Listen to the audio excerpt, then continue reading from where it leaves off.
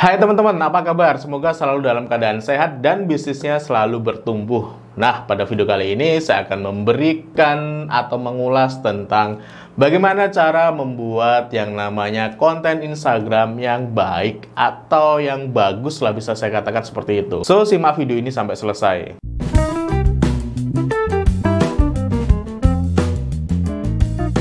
Bagi teman-teman yang sedang ingin membuat sebuah website, butuh web hosting dan domain, silakan teman-teman bisa membelinya di Niaga Hoster. Kenapa di Niaga Hoster? Saya sudah membuktikannya bahwa kualitas dari Niaga Hoster itu jempolan. Servernya kuat, jarang down, cepat, dan yang lebih menarik, setiap hari di Niaga Hoster itu punya diskon web hosting unlimited itu sebesar 75%. Jika teman-teman membeli lewat link dan kode kupon yang saya berikan di kolom deskripsi bawah video ini, teman-teman akan mendapatkan potongan lagi sebanyak 10%. Jadi banyak sekali keuntungan jika teman-teman membeli web hosting dan domain di Niaga Hoster. Langsung saja teman-teman diburu web hosting di Niaga Hoster, kode dan linknya saya taruh di kolom deskripsi. Bagi yang baru datang, saya ucapkan selamat datang. Channel ini berisikan tentang tips bisnis, tutorial bisnis, dan juga inspirasi bisnis. Jika teman-teman belum klik tombol subscribe, klik dulu tombol subscribe-nya ada di bawah sini, nyalakan juga tombol loncengnya agar mendapatkan update video dari channel ini. Nah, kita sudah ngomongin banyak hal tentang Instagram, dari mulai bagaimana cara mengoptimasi secara organik, bagaimana penggunaan hashtag, bagaimana cara kerja algoritmanya, dan beberapa hal tentang optimasi organik itu sendiri. Nah, kunci dari yang namanya strategi optimasi organik adalah ada di konten. Pastikan teman-teman buat atau hadirkan konten-konten yang memang mampu menarik engagement bagi audiens, atau aku bilang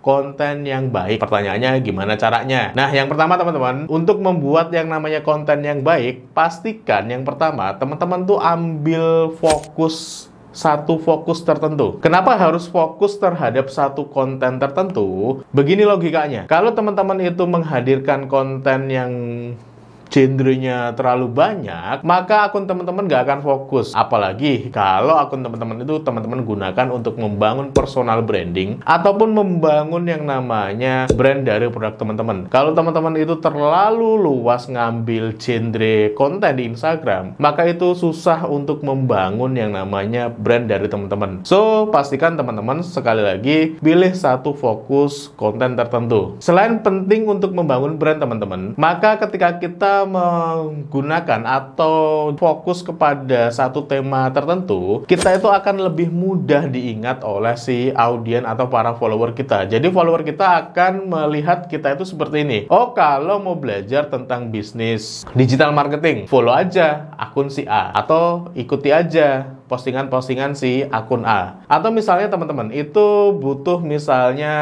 kalau mau belajar tentang cara hidup sehat, maka follow-lah akun si B. Atau misalnya teman-teman mau belajar tentang bagaimana sih cara hidup sehat, teman-teman bisa mengikuti postingan atau konten-konten dari si akun B. Nah, itulah kenapa kita harus fokus ke salah satu konten agar memang kita mudah diingat oleh audiens atau follower kita. Jika kita fokus terhadap konten, suatu konten ya, fokus terhadap konten tertentu, ini kecenderungannya akan semakin mudah atau mudah untuk mendapatkan interaksi dibandingkan ketika kita membuat atau menghadirkan konten yang terlalu bervariatif. Nah, ini ketika teman-teman bisa menghadirkan interaksi yang bagus pada postingan teman-teman, ini sangat bermanfaat bagi optimasi organik. Sekali lagi sudah saya bahas di video sebelumnya, kalau postingan kita interaksinya bagus, engagementnya bagus, Instagram itu dengan otomatis akan mendistribusikan postingan teman-teman ke bahkan akun-akun yang tidak follow teman-teman lewat optimasi hashtag dan juga lewat explore. Jadi pastikan teman-teman dengan konten yang fokus, teman-teman bisa menghadirkan interaksi yang baik. Ingat, konten yang ditunjukkan untuk semua orang itu artinya bukan konten untuk siapapun. So, pastikan teman-teman pilih jenis konten tertentu atau fokuslah terhadap konten tertentu sesuai bisnis teman-teman tentu saja. Cara yang kedua, ingat teman-teman, Instagram itu bukan media jualan. Instagram itu media sosial yang memang tempatnya untuk bersosialisasi, untuk berhubungan atau berkoneksi dengan para akun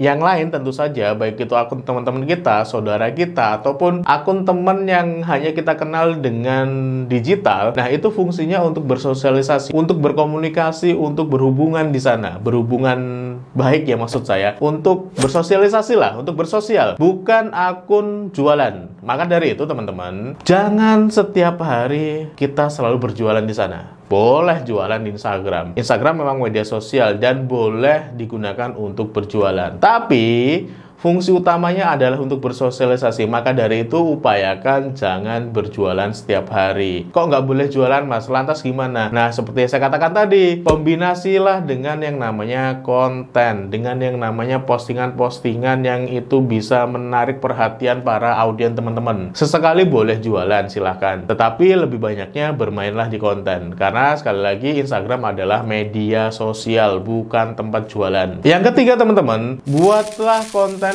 yang bermanfaat. Maksudnya konten yang bermanfaat itu bagaimana sih, Mas? Contoh, konten-konten yang bermanfaat itu misalnya how to. Misalnya nih, teman-teman adalah pengusaha batik. Teman-teman bisa menghadirkan konten misalnya bagaimana cara mendesain batik, bagaimana cara ngasih malam, bagaimana cara pewarnaan, atau bahkan bagaimana cara mencuci batik yang benar. Nah, konten-konten seperti itulah salah satu yang bisa saya katakan tadi adalah konten yang bermanfaat. Teman-teman bisa menghadirkan yang namanya how to atau edukasi terhadap bisnis teman-teman tentu saja. Jadi kalau teman-teman itu punya bisnis kuliner, ya fokuslah how to tentang kuliner. Atau misalnya teman-teman itu bisnisnya konveksi, ya teman-teman fokuslah tentang how to di konveksi, dari mulai potong kain, bikin pola, sampai sablon misalnya. Selain itu teman-teman juga bisa bikin konten yang namanya menghibur. Nah, sesekali buatlah cerita yang memang menghibur, ataupun teman-teman bisa setting seperti narasi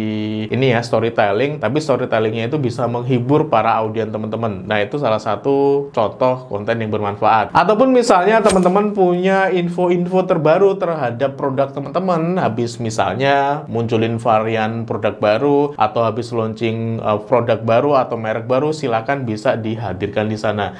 Jadi balik lagi seperti yang saya katakan pada poin sebelumnya, jangan melulu jualan, tapi hadirkanlah konten-konten yang bermanfaat bagi audiens teman-teman.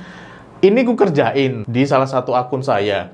Dan walaupun aku bilang nggak gede-gede amat akunnya, tetapi dia berhasil mengoptimasi secara organik bahwasanya orang pada akhirnya datang sendiri, follow sendiri, dan ketika dia follow terus mengikuti akun kita, lama-kelamaan dia tanya, punya kelas nggak, Mas? Terus yang kedua, punya produk apa, Mas, yang dijual? Punya privat nggak, Mas, untuk bikin sesuatu kayak gitu? Nah, itu adalah dampak nantinya ya ke penjualan produk kita. Tapi secara prinsip, hadirkanlah konten yang bermanfaat untuk membangun akun teman-teman dan tentu saja membangun brand dari bisnis teman-teman. Satu hal yang harus teman-teman ingat, bahwasanya di Instagram, yang namanya Instagram itu akan melihat si postingan kita atau akun kita akan menjadi prioritas atau tidak dia boost dengan secara organik, itu adalah di interaksi. Jadi pastikan dengan postingan-postingan teman-teman, dengan konten-konten yang aku bilang tadi bermanfaat, konten yang baik, itu mampu menghadirkan interaksi yang bagus. Ketika interaksinya bagus, dengan sendirinya, nggak usah teman-teman mikir, dia pasti memboost sendiri si postingan kita nanti di platform Instagram ini. Dan tentu saja untuk menghadirkan interaksi, itu hanya bisa dibikin dengan konten yang bagus. Sekali lagi, konten yang bagus itu tidak selalu jualan. Konten yang bagus itu teman-teman bisa mengeksplor yang namanya ide dari seputar bisnis teman-teman, dari mulai edukasi, tutorial, ataupun kata-kata mutiara, ataupun misalnya teman-teman punya informasi baru, itu bisa dibilang atau bisa dimasukkan dalam kategori konten-konten yang bermanfaat. Secara simpel, saya mau bilang di akhir video ini, pastikanlah akun teman-teman itu menjadi akun yang bermanfaat bagi follower teman-teman. Ketika akun teman-teman itu menjadi bermanfaat bagi follower teman-teman,